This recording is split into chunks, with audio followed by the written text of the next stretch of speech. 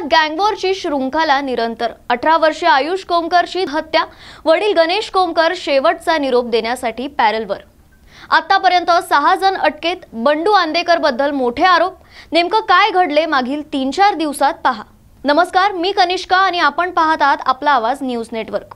या क्षणी आपण पाहत आहोत पुण्यातील एक धक्कादायक आणि भावुक घटना। 18 वर्षीय आयुष कोमकर या तरुणाची हत्या झाली असून वैकुंठ स्मशानभूमीत अतिशय शोकाकुल वातावरणात त्याचा अंत्यसंस्कार पार पडला। यावेळी कारागृहात बंद असलेल्या वडिलांना म्हणजेच गणेश कोमकर यांना पॅरलवर येण्याची परवानगी देण्यात आली होती, ज्याचा व्हिडिओ सर्वत्र व्हायरल झाला आहे।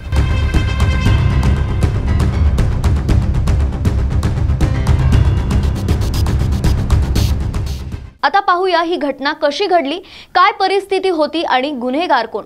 पुण्यातील नानापेठ परिसरात 5 सप्टेंबरला 18 वर्षीय आयुष कोमकर या तरुणावर 4 अज्ञात व्यक्तींनी गोळीबार करून त्याचा बळी घेतला।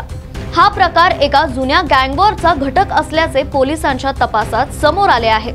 संतप्त असलेल्या आंदेकर कुटुंबाने हा हल्ला वनराज आंदेकर यांच्या हत्येच्या बदल्यासाठी केला असल्याचा संशय आहे। स्मशानभूमीच्या परिसरात भावनिक वातावरण पाहायला मिळाले।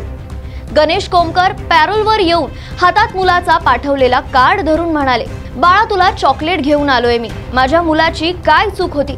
तसेच मुलाने वडिलांना लिहिलेले पत्र माध्यमांच्या कॅमेऱ्यात कैद झाले, ज्यावर आय लव्ह यू पप्पा असे लिहिले होते। या भावनिक दृश्याने सर्वांचा हृदयद्रावक झाला।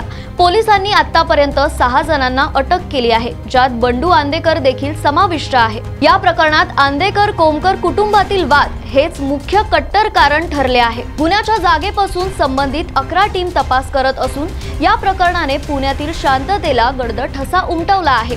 मात्र गणेश कोमकरचा व्हिडिओ सर्वत्र व्हायरल होत असून चर्चेचा विषय ठरत आहे। कोमकर विरुद्ध आंदेकर या गँगवॉर मध्ये पुढे आणखी कोणाचं नाव समोर येईल याकडे सगळ्यांचे लक्ष लागले आहे। पोलीस तपासात खरे सूत्रधार आणि खुनी उघडकीस येतील का, हा मोठा प्रश्न आहे। शेवटी हा रक्तरंजित संघर्ष कधी थांबणार आणि पुणे शहर पुन्हा शांततेकडे कधी वळणार याकडे समाजाचे लक्ष लागले आहे।